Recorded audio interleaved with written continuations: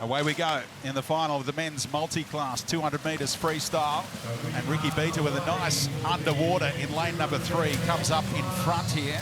Josh Alford in lane 1, Sisman in 2, Beater in 3. Alongside him, the smooth stroke of Jack Ireland in 4.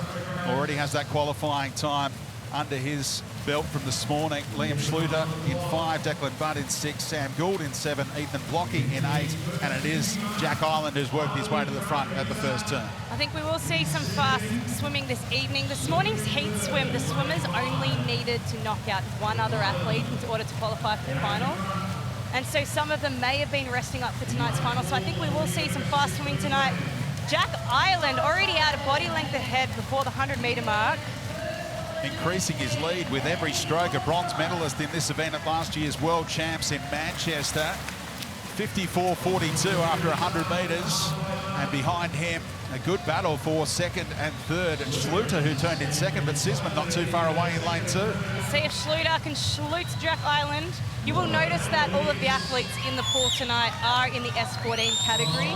The 200-metre freestyle is only available for S14 swimmers in Paris, so athletes that have an intellectual impairment, which may have difficulties with things like pattern recognition or memory or soil reaction times.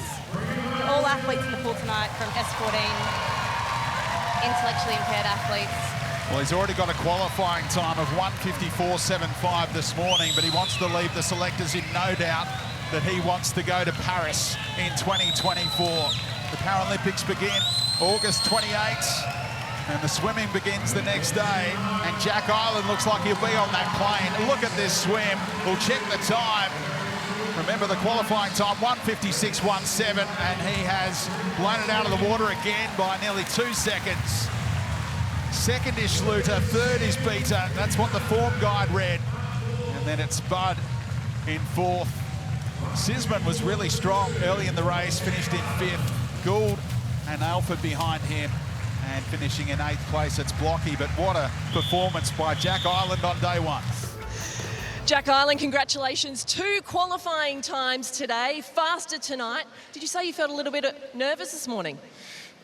Yeah, this morning I had a lot more adrenaline in that heat swim this morning, but leading into this one tonight, I felt a bit calmer in that second half of that race in that final compared to the heat this morning.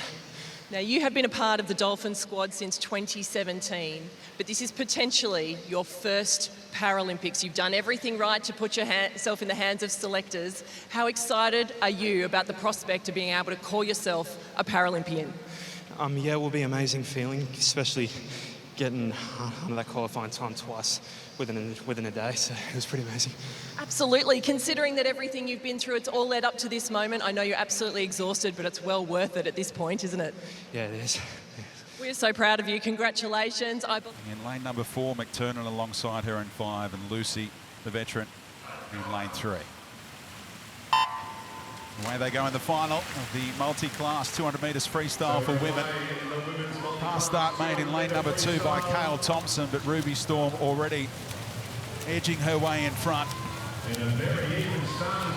Won relay silver and individual bronze in Tokyo on her Paralympics debut as a 17-year-old, now a seasoned 20-year-old, ready to do it all again in Paris, and looking really smooth on this opening lap. Should turn in front from Jade Lucy alongside her in 3. Absolutely, but be remembered that a swimmer to put themselves in the hands of the selectors needs to swim a qualifying time. Much like the able-bodied program, if Ruby Storm doesn't swim underneath that qualifying time, then she won't put herself in the hands of the selectors. But she does have her main event on later in the week in the 100-metre butterfly, where she did secure a bronze medal in Tokyo. You mentioned Jade Lucy, been around for a long time as well, competed at the Birmingham Com Games, but never been to a Paralympics. So can she stick on the heels here of Ruby Storm and really throw down the challenge in the back 100 here? But it's Ruby Storm who's up a lead of a body length and a half now. Absolutely, and as I mentioned in the men's event, all of the athletes who are competing in this program swim in the S14 category, so they all have an intellectual impairment. To qualify as an S14, you need to have an IQ of under 75. And it can make swimming an event like this very difficult for these athletes, particularly when it comes to pacing and numbers and making sure that they're consistent in everything they're doing. But Ruby Storm looks like she's being very consistent in this event. She looks comfortable, but I know that her body is going to be stinging and she's going to be doing everything that she can to finish off this last lap and try and get under that qualifying time of 2:11 flat. Really digging deep here. Lucy in second, McTurnan trying to rally in the final lap of the 200 metres freestyle here, but it's Ruby Storm, the 20-year-old Victorian, who's relocated to Queensland to chase her Paralympic dream again in Paris. Can she get under that time of 2:11 flat? The qualifying time, it's going to be tough, finishing strong. Won't beat the qualifying time, but it's a really strong swim from Ruby Storm. 2:12.69. Lucy held on for second, McTurnan third. Ruby Storm just missing that qualifying time again, but faster than this morning. So was able to convert from heats to finals, but still missed that qualifying time. She will have another chance in the 100 metres butterfly. Ruby, congratulations. I know that wasn't the swim you wanted tonight or the time that you wanted tonight, but still a pretty good performance. Yeah, it was a really good PB. I mean, I was just aiming to go faster in the first 100, so I guess hopefully I did that, but yeah. You told me that you're still learning how to pace this race. That bodes well for the rest of the events on the program for you this week. Yeah, I mean, I just wanted to execute the race better than what I did this morning, and then hopefully if I did a good time, which I did, the positivity will go through for the rest of the week. Well, you've certainly done that. Congratulations on a PB. Good luck for the rest of the week. Thank you. Take your marks. So away in the men's multi-class 400 metres freestyle. Majority S9 swimmers here, apart from Callum Simpson, the S8 in lane number 6. And look at this start from Tim Hodge, who was leading early in the heat when they went head-to-head earlier today. I think Tim Hodge knew that he needed to be out quickly if he wanted to challenge Brenden Hall in that 400-metre qualifying time, as well as title. And Brenden, being an experienced athlete, I think will be sticking to his race plan and just trusting that process as he works through this 400-metre. But Timothy Hodge out nice and quick. If you can see the stroke rate difference between Timothy Hodge and Brenden Hall. But Timothy Hodge also does have some incredible fitness. He is an athlete that can do it all. He is known for his 200 IM being a world record holder, as well as a backstroker, as well as a breaststroker, as well as a 400-metre freestyler. So Hall was back in third with Vig turning in second, but look at Hall just cruise up alongside Vig in lane number 4, but they're still trailing Hodge by over a body length here. He won 2 silvers and a bronze in Tokyo 3 years ago, Tim Hodge. The silver coming in the 200 IM, that is his pet event. It certainly is, and you will notice that we have different classifications in the pool this evening. We have some S8 swimmers, some S9 swimmers. So for those watching at home, Paralympic swimming is open to athletes from different impairment groups. And to make the competition fair, these athletes are grouped into certain categories.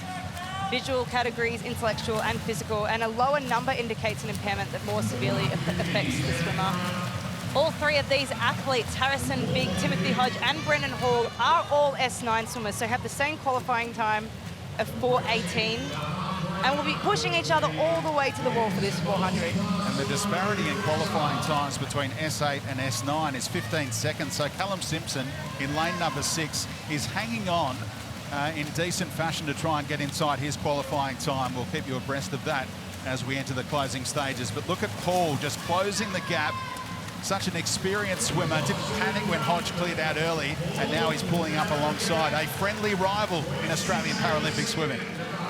It certainly is. Brenden Hall, however, we do know what his experience is like within the 400-metre freestyle. A 2-time Paralympic gold medalist. He is out for redemption after his 4th place in Tokyo. Has just recently also relocated to the Sunshine Coast, training under the USC Spartans program with coach Harley Connolly. Also a training teammate of Lakeisha Patterson, who we'll see in the 400-metre freestyle women's. And he turns in front by just 0.02 of a second. Edged his way past Hodge and now pulls clear. You can see the determination in every stroke right now. You really can. You know that they're going to be putting everything that they can on the line to qualify for this Paralympic team. Brenden Hall vying to qualify for his 5th Paralympic team, has been on the team since the 2007 Arafura Games in Darwin. And his nickname on the Paralympic team is actually Junior. Now, that nickname was given to him all the way back in 2007. And somehow that nickname has stuck. It was Junior, nicknamed after one of our greatest Paralympians of all time, Matt Cowdery, because Brenden Hall did take quite a resemblance in looks to our Matt Cowdery. And Tim Hodge alongside him just checked out all of Matt Cowdery's times and started ticking them off when he could during his junior days, and that let him know that he was capable. So remember, the qualifying time here with just over 50 metres to go in the S9 category is 4:18.54. They turn in 3:43 high. Back comes Brenden Hall. He's not a junior anymore, he's a veteran. The crowd love him, and they're getting behind him here in Chandler. And look at Big pull up alongside Hodge in the race for second. Brenden Hall digging deep in that last 25 metres of the 400. You can really see the lactic acid now starting to build in his shoulders, but giving everything that he can to get under that qualifying time of 4:18.54. Can he do it? Looks really like he good. will. Brenden Hall into the wall. 5-time Paralympian, surely. More than 2 seconds inside that qualifying time. What a go between Big and Hodge. Just a quarter of a second between them. But Brenden Hall, 2024, already a big year. There's a second baby on the way, and now he's surely off to Paris. Brenden Hall, take a bow. I am covered in goosebumps. I'm feeling quite emotional. I can only imagine what his family are feeling like. Young Bodie is watching on with his wife, Britt. And of course, the second baby on the way, which Brenden Hall recently announced on Instagram. Hopefully off to his 5th Paralympics, in the hands of the selectors with a qualifying time. So Callum Simpson's time there, you can see 4:34.4. That's heartbreakingly less than a second outside the qualifying time, but maybe you can get to Paris via other races later in the meet. It certainly did. Brenden Hall, 17 years you've been a part of this Dolphin squad. You've now put yourself in contention for your 5th Paralympic Games. Just extraordinary. Yeah, I think a few people are probably sitting back there being like, can this guy move on? But yeah, still loving every minute of it. You announced quite late that you would be contesting these trials and possibly another Paralympic campaign. Why was that? What was the dream about possibly going to a 5th? I think it was just perspectives had changed and everything. I still had a little bit of fight left in me, and I just wanted to make sure I kind of left a long-lasting impression on my little one up in the stands. We'll get to Bodie in just a second, but Ellie Cole very annoyed at you this morning that you had a mustache on. We're glad to see that it's gone tonight. Is that the difference between going under that very tough qualifying time? Oh, it was like really hard decision whether to get rid of it or not. I kind of enjoy racing with it. You know, it brings a little bit of fun out, and that's the most important part of this, is getting in, have a bit of fun, and which I still do. So it's kind of hard to get rid of the mustache, but you will see it from time to time. Now, life is already very busy. You've got Bodie with beautiful wife, Britt. Britt, you've just announced second baby is on the way. Off to 5th Paralympics. Could this year get any better, possibly what happens in Paris? Look, one can dream. At the moment, it's just going to be making sure I do the best to get on that contention to be on the team, and then head down, bum up for the next couple of weeks and really work towards that end goal. Take your marks. So away we go, women's multi-class 400 metres freestyle. Top of screen, Chloe Osborne, already a qualifying time. The S7 swimmer alongside her, Ella Jones in lane 2. Then Belando Nicholson in 3. Lakeisha Patterson off to a strong start, as you'd expect in lane 4. Hannah Price in 5. Faber in 6. Emily Pratt, the teenager, in lane number 7. And the other 15-year-old, Holly Warren, right alongside her in lane number 8. Holly Warren, very strong swim this morning. Teammate Chloe Osborne hitting that qualifying time. For those who are watching may have noticed that Chloe Osborne did start in the water. We do have some Paralympic athletes who start in the water, particularly ones that have cerebral palsy and have trouble with balancing. And so for some of our Paralympic athletes, you can choose to start on the block or in the water. And such a consistent stroke pattern from Lakeisha Patterson that you've always marvelled at, Ellie. I could watch Lakeisha Patterson race all day. I remember the first time I ever raced Lakeisha Patterson, and I saw her high stroke rate, which is what she's known for, and I was thinking there's no way that she can hold a stroke rate like that. I remember thinking the same thing when I watched Katie Ledecky race. It was really close at the first turn, but then Lakeisha Patterson was able to open up a lead of more than a body length after 100 metres here. Price hanging on to second place, but of course, a lot of these athletes are not worried about what's happening alongside them. They're just racing the clock in this event right here. They are racing the clock in their event. So to qualify for the finals, the athletes actually needed to swim as close to their own category's world record as they could.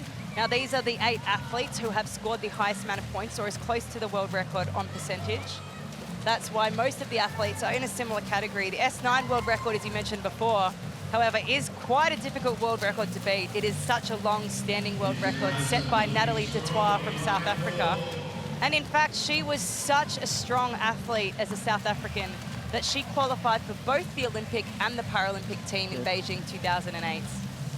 So back comes lucky Lakeisha Patterson, opening up a bigger lead now, coming down towards the halfway mark. She watched that London 2012 games on TV, turned to her mum and said, I'm going to Rio and I'm going to win gold. And sure enough, she did. Well, she must have been inspired by Natalie Dutoit, because my own performance in the 400-metre freestyle in London was nothing short of ordinary.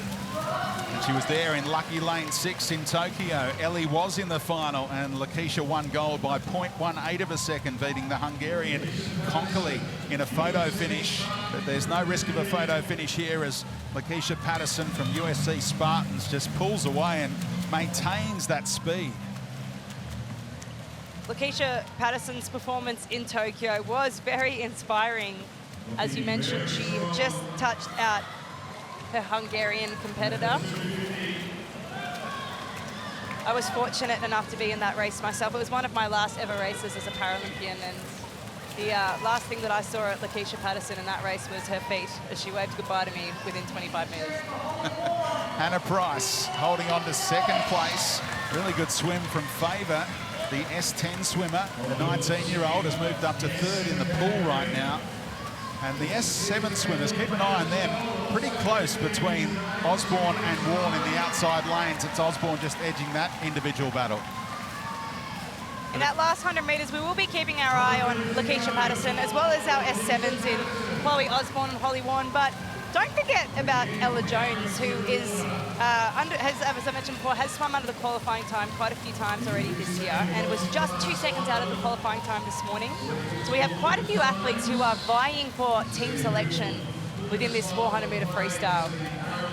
Yeah, Ella Jones qualifying time that she's targeting, 5:12.46. She was 5:14.90 earlier today, so we will keep you abreast of that when she comes into the wall. But it's all Lakeisha Patterson here. Turns with a commanding lead, 4:10.13 with 50 metres to go. Remember the qualifying time in the S9 category, 4:51.94. Swam 4:43.54 earlier today, obliterated the time required, and we'll see how she stops the clock this time. She's looking fantastic in that last 25 metres, as consistent as a Swiss watch. Lakeisha Patterson coming into the last 15 metres of the race. She is lifting that stroke rate. She wants to give a great performance despite already posting a qualifying time this morning. So the 3-time Paralympic gold medalist stops the clock in 4:45.79. It's another qualifying time to remind selectors what she is all about. And here comes Hannah Price in second place in the pool. The S10 swimmer, her time 4:55.95. And the qualifying time in that category, 4:41.42. The S7s, they're really tight, aren't they? Chloe Osborne and Holly Warren.